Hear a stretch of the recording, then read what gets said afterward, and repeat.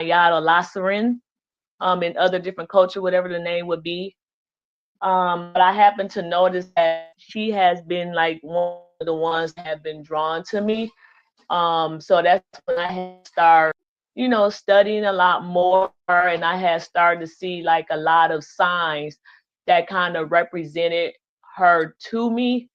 But as far as like altars and stuff like that, I used to have an altar for her where I would honor her, just for, giving her thanks for what she have done for a lot of our enslaved people to be able to take them across all that water, during the shipping days and stuff. Normally when I do a honoring altar for her, I normally always, like a candle, or I get like some seashells. Sometime I'll, just have a regular conversation with her, like kind of eat with her or drink or whatever her favorite items is. I normally go to like antique stores or I hang out around the water and pick up those things and bring it back to her just to honor her and give her thanks for what all she have done and just being a protective mother, for all the women and all the children and all the sea animals and stuff. Now, as far as fish items, I know that some people say you can give her fish and stuff, but I kind of misunderstand as far as giving her cooked food for fish, because I look at it like if she's supposed to be the mother of all living nature, why would I serve her cooked fish or like items like food or something that's cooked, that would kind of represent that the fish and stuff is dead. So that's something that I do kind of misunderstand on, and I would like to get a feedback from Divine Prince about that.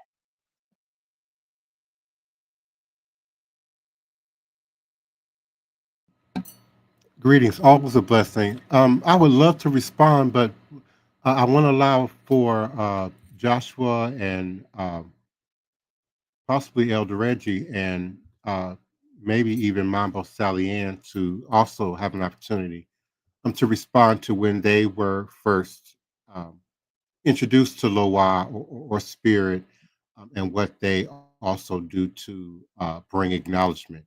In terms of food items and offerings and such, it is often predicated on people's experience and exposure to localized practice and tradition, which often influence how people interact, with the Loa and the spirits. Certainly, those of us who've been initiated into some of the closed practices of voodoo and hoodoo and the like have a routine of practice in terms of how we honor and acknowledge Loa individually, certainly within in our homes and our personal practice, but then also communally, uh, in our more organized, structured environments, such as at the temple at the Han Four, or even when we're doing ceremony in Congo Square. What say you, beloved?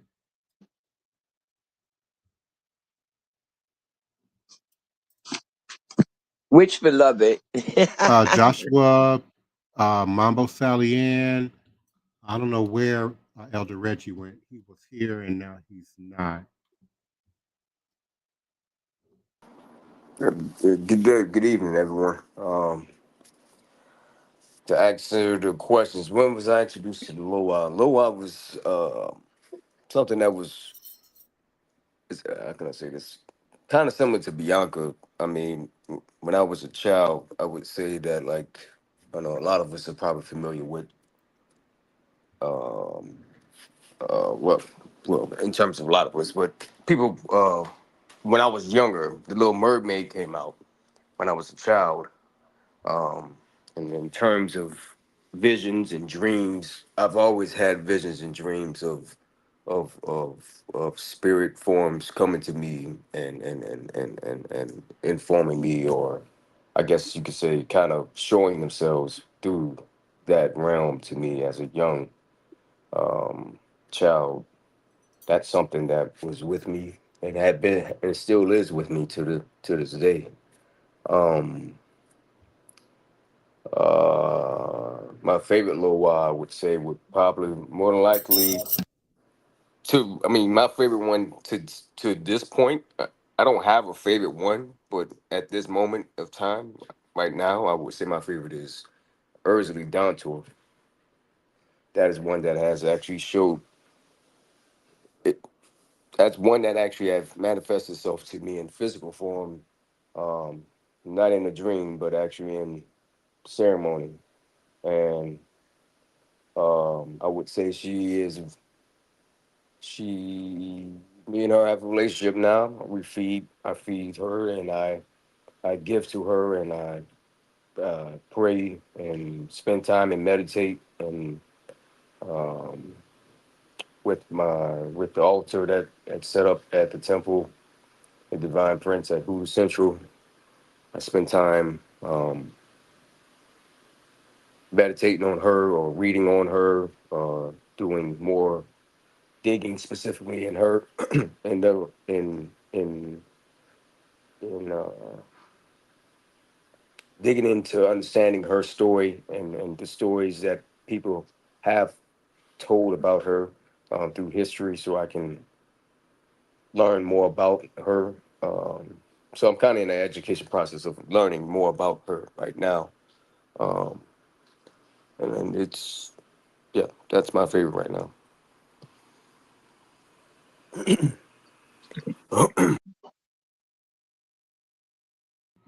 Thank you for that. We certainly appreciate it. Mambo Salian may not be able to unmute, Let me and I don't try. know what Okay. happened to Elder Reggie. Oh, there I, she is. there I am. Greetings. Hey, how y'all doing? Always a So, blessing. just to speak to what Bianca was saying, my understanding of serving offerings to La Serene is that you never want to give her fish. She doesn't want to eat fish because those are her children and her friends. Um, so you give her ocean water, you give her pink rose petals, you give her pink champagne, that kind of thing, seashells. But I would not, I'm hardcore vegan, so I tend to lean that way anyway. But I'll also just tell you a little anecdote. I won't go into all of how I got involved in all of this. Well, a couple things that um, I went to the apartment of the woman who was the executor of Maya Deren's estate. Maya Deren was the filmmaker who wrote the book Divine Horseman and was my introduction to Haitian Voodoo. And I went to this woman's apartment, and she had a giant metal sculpture of La Serene. And underneath the sculpture, she had a bowl of fresh pink rose petals. And it was just her apartment. She wasn't putting on a display for anybody. And I was just really struck because it was the first time I had seen somebody whose belief in the Loa was that fully integrated into their life, into their living space, and how they approached each day. And it kind of blew my mind. It's hard to explain the feeling. And the only other thing I'll say about this was that when I was initiated in Haiti, I was first told that Ogu was my metet, the master of my head. And at the time, I was, I don't know if I want this warrior dude who's all about fighting to be the master of my head. And then when I thought about it, I realized I had been out on the street doing crimes, doing ceremonies to fight crime in my neighborhood in Bywater.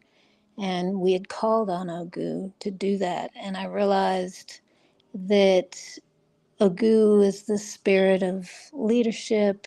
Um, He is someone who gets things done. He protects, he supports family and community.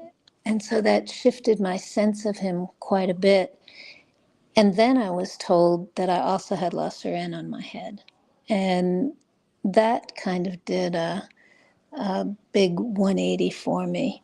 That I had grown up on the ocean. I love to be in the ocean. I can hardly stay away. My only issue with living in New Orleans is there's no ocean here. Fortunately, what we call the lake is actually an inlet off the ocean, off the Gulf. But I also realized that, sort of in my own blind way of just putting one foot in front of the other, I had spent decades studying and collecting and listening to the sacred songs of Voodoo and trying to get other people as well to practice these songs that are all prayers. And La Serene is the patron of song. And the sense is that she is sort of a sorceress who enchants through singing, through song. And I realized how mesmerizing these songs are, how entrancing they are, how even singing them, having air pass over your vocal cords, helps to move a person into trance, and that the songs are actually offerings. They're gifts to the spirit, and they're ways of honoring and recognizing them. So it's often in ceremony while we're singing that I feel the closest to the Loa, whichever one we're singing for. And even if we're singing about the parts of the ceremony, it's all a process of drawing us deeper and deeper and deeper into Guinea, the spiritual home of Voodoo under the waters. So that's my little take on it all. Hi, Bobo. I see dead people. So Gede would probably be the Lowas that called me first, and I had the strongest connection to. Even as a child, I had interactions beyond the living, if you will. Even locations that were said to be haunted or spooky. The other kids always knew to call me, ask me to come and look and investigate, and the spirits would tell me these really detailed stories, and I would, repeat these stories, out loud. And so my first contact, I believe, with spirit and Loa would probably be with the Gede family. What say you, Elder Reggie? Greetings and salutations. Yeah, blessing everyone. I figured it out on my phone. I was trying to do it on my home computer, but that's okay. Um, Excellent show, Divine Prince, and hi everyone. Well, with me coming up in the New Orleans Spiritual Church and working with Black Hawk and the rest of them, but I didn't realize it was connected to ATRs, and I didn't realize it was spiritualism that I was brought up into. I just thought it was the regular church service. Now, hoodoo in the lower ninth ward area, hoodoo, we didn't really call it voodoo, but we used the word hoodoo a lot. It was just prevalent everywhere, and a lot of the stuff and things we did. But it takes me to 1987 when I have the outer body experience with the slave that died in the Middle Passage. I was in the United States Navy, like I said. I had left a ship from Norfolk, Virginia, and we was going over to Rota, Spain. And before you get to Spain, you have the Azores. It was right off the coast of the Azores is where I had the outer body experience. The young man was around my same age, and him and I had a conversation as I'm having now with you guys. And when I came out of that conversation, I just knew I had to rediscover who I was and what was my purpose. And from that day, I started reading everything I can on the slave trade, everything on African history. I just I just dove into that stuff so heavy. And from that experience led me to Ifa. So the computer age was just coming out, and I had wanted to look into an African system. And I went online, and there was a Babalawo by the name of Wande Ambimbola. He had a program going on in Boston University. He was an instructor there, but he also had what's called an Elea house. So I made my way up there. Not knowing him, not knowing much about Ifa, nothing to that level, and was able to formulate a conversation with him. He arranged for me to go to Nigeria with him, and from that point there started Ifa. But from Ifa and the background I already had, I needed more. I just needed more information, more. I had more questions, and as I dove deeper into it, more answers, more things became alive for me. The spirits start showing up more because they felt I could handle it. Similar to Divine Prince, I could see spirits, I could see dead people, I can see other world beings. And from there, I just began to progress in it and just open my mind, my spirit to everything and anyone who was walking in that path. I found favor toward them because I felt they understood something that I was understood, and we was a small collective. And that's where I'm at even today. Now, see, that's one thing with me. I can see spirits, I can see dead people, I can see entities, but they'll talk to me, but I never talk back. I never ask questions. Maybe I should ask questions. I just sit there and stare, like kind of in disbelief. Mhm. And, when I was younger, like in the 80s, I want to say me and my roommate kind of stayed in what you would call a haunted house because we saw this entity on a regular.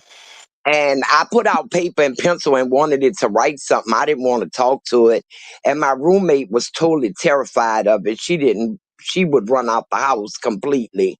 But maybe I should ask questions or try to find out something. They usually come to me, talk to me, or just stand there and look at me, and I'm looking at them like what? So I mean, like what? What you want? Why you here? But I don't know. I figured they can read my mind or something, but I'm just there in disbelief. Yeah. Yeah. But Sister So Tony, right quick, in the community, we call it having the gift. You always had the gift, you just didn't develop it or explore it to the level that you could have. But all those were the signs that you had the gift. yes, I've been told that, and I've had people that tried to make me develop it. But I don't know, somewhere inside of me was kind of like, I don't know if it was a fear of thinking from going to Catholic school where you wasn't supposed to, in Catholic church, where you wasn't supposed to deal with these entities or something at a young age. But I never really was interested in trying to advance further than I already was to go into it any more than what I was. Mm-hmm. Mm-hmm. Mm-hmm. And I was listening, but I just wanted to add Sister Bianca question, and Mambo Sally tapped into it right. And working with Mami Wata or Yumunya or Oshun, you never really give them anything from the ocean or the lakes. That's a no-no. That's why most times when you see Adamu or you seeing some give people feeding the waterways, whatever waterway it is, it's gonna usually be like fruit, milk, things of that nature like that. You never give them things from the ocean or the lake or the sea. That's what I had wanted to add. Mhm. Mm-hmm. Well, our time has come once again to an end. And I want to give Divine Prince a chance to shout out to all our viewers out there in the audience. And then Elder Reggie come in and close us out as he so gracefully does at the end of each show. Thank you kindly. We did have a bit of a programming problem at the beginning of the show. So the chats did not feel as they should have normally. I want to thank Mary Bell and Olivia for joining us in Instagram. Arius 1991, thank you so much for coming through. Girl Gone 88, greetings, salutations to you and yours. DJ Isaiah Gray, thank you for joining us this evening. Youth Boss, thank you for coming through. And Knee+4, greetings to you and yours. Ashe. Thank you, Divine Prince. Thanks for the introduction, Sister Tony. And peace and love to the collective chat and all the other social media programs out there. I like to read Lest We Forget. The spiritual medicine of voodoo brings healing and relief from the shackles of slavery that binds the master and the slave to the same chain of social division. And to work toward that social division this Friday, starting from 6:30 p.m. at the Fluid Gardens, we do a ritual there. And if you're in the local area and you can make it out, please come out to the ritual. It's in the sign of Scorpio. It's a ritual of spiritual warfare and gathering. With that, I say, please, we would like to see you. And for the collective, we like to say Ashe, Ashe, Ashe. Good night, everyone. We love you. And tomorrow night we'll be back, and maybe whatever happened tonight, spirit moves in certain ways that they'll calm down and everything will be all right tomorrow. With that, we love you. Good night. Good night, Good everyone. night, everyone. Good night. No doubt.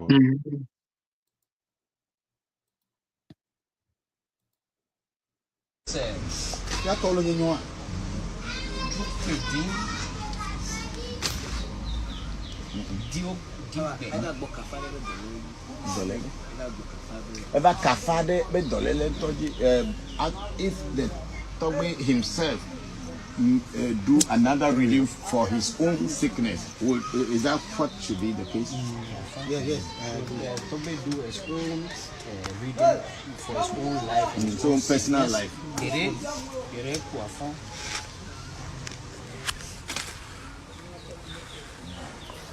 Abla luz.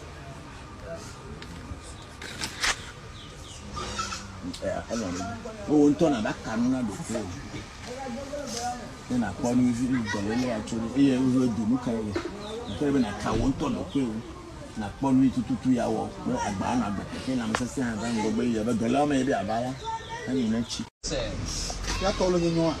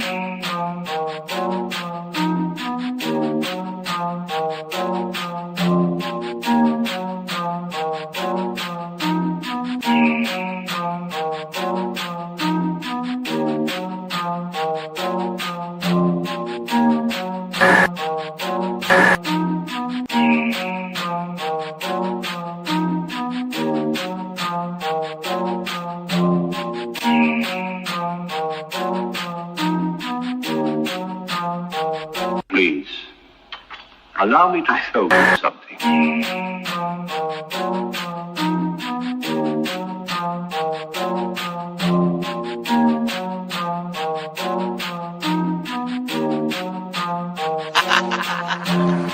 They say I'm crazy and that might be true. I got this right in my DNA, yet I'm coming for you. It's time we turn the tables, flip these these motherfuckers on you. I wanna see you hanging from trees. It's time you pay for your dirt and your showtime. You created the monster, you created the beast. Now all this savagery you just gon' reap. I'm coming home, daddy, to the plantation, and I'm taking the lives of everybody, including the children, on some Nat Turner. Oh, do you hear that sound? It's about to go down. Unleash the beast, we about to tear this motherfucker down. Do you hear that sound? It's about to go down. Unleash the beast, we about to tear this motherfucker down. I met my girl Harriet at the gate. If you wanna know how she doing, yeah, she's straight. But she had one question: when we gon' get up? All that talking tough, yeah, we don't walk it tough. She got it locked and loaded, got that piece up on her side. She looked me in my eyes and said, "Meet you ready to ride?" Moving forward, you gotta use both eyes. Watch your front and watch your back. Keep your hands up on your gas.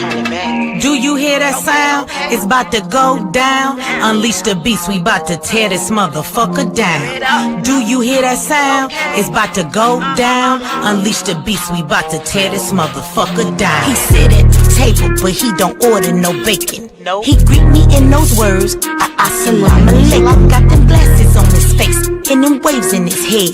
He go by the name of Detroit Westside. He looks me in my eye and says, "You only get one try. Know that your biggest opposition will come from the inside. I know you wanna love them all, but don't even try, because they'll smile up in your face while plotting your demise." Do you hear that sound? It's about to go down. Unleash the beast, we about to tear this motherfucker down. Do you hear that sound? It's about to go down. Unleash the beast, we about to tear this motherfucker down.